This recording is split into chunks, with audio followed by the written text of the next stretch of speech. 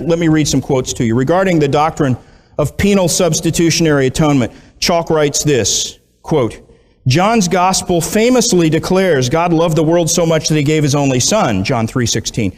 Chalk says, how then have we come to believe that at the cross, this God of love suddenly decides to vent his anger and wrath on his own son? Chalk says, the fact is that the cross isn't a form of cosmic child abuse, a vengeful father punishing his son for an offense he hasn't even committed. Understandably, Chalk says, both people inside and outside of the church have found this twisted version of events morally dubious and a huge barrier to faith. Deeper than that, he says, however, is that such a concept stands in total contradiction to the statement, God is love. If the cross is a personal act of vengeance perpetrated by God towards humankind, but borne by his Son, then it makes a mockery of Jesus' own teaching to love your enemies, unquote. Now, every true Christian needs to understand that the kind of atonement Steve Chalk caricatures as cosmic child abuse is precisely what the Bible teaches. Christ did bear our guilt, and God did punish him for it. That, and nothing less, is exactly what the biblical word propitiation means. That's how God can justify sinners without compromising his own justice, according to Romans 3:26. That's also why the cross was the greatest imaginable display of God's love to unworthy sinners. Letting his Son, Christ, pay a price that you and I could never afford to pay. That's an expression of love. And regarding the doctrine of original sin, listen to what Steve Chalk says. He says this, quote, to see humanity as inherently evil and steeped in original sin, instead of inherently made in God's image and so bathed in original goodness, however hidden it may have become, that is a serious mistake, he says. It is this grave error that has dogged the church in the West for centuries, unquote.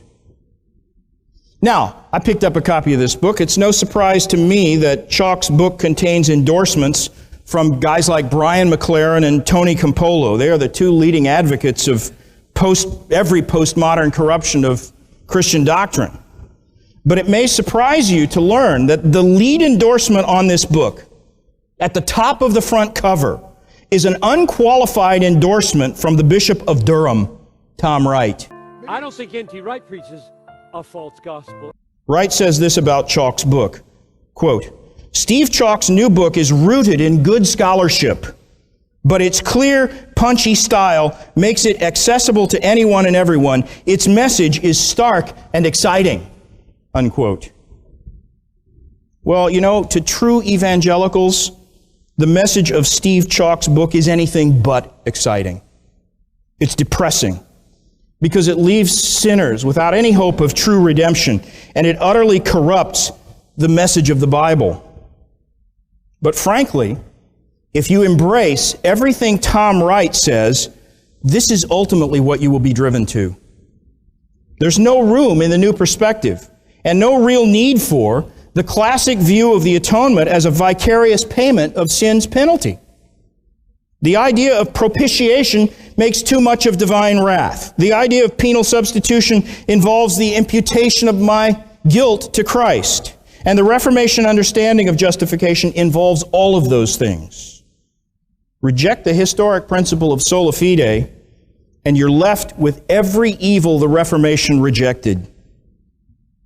Now, I'm not a prophet or the son of a prophet, but I can see which way the wind is blowing. And it's my conviction that the next great controversy that will arise out of the new perspective and all these other views is going to be an assault on the doctrine of the atonement. Steve Chalk has already put the issue on the table. That's why I reject the new perspective on Paul. Because it's not a new perspective at all, but a recycling and repackaging of several serious errors that have already proved their utter spiritual bankruptcy. May God raise up men who will take the Word of God and the problem of sin seriously and refute this error for the heresy I'm convinced it is. How do you get into heaven? You don't get into heaven by faith alone.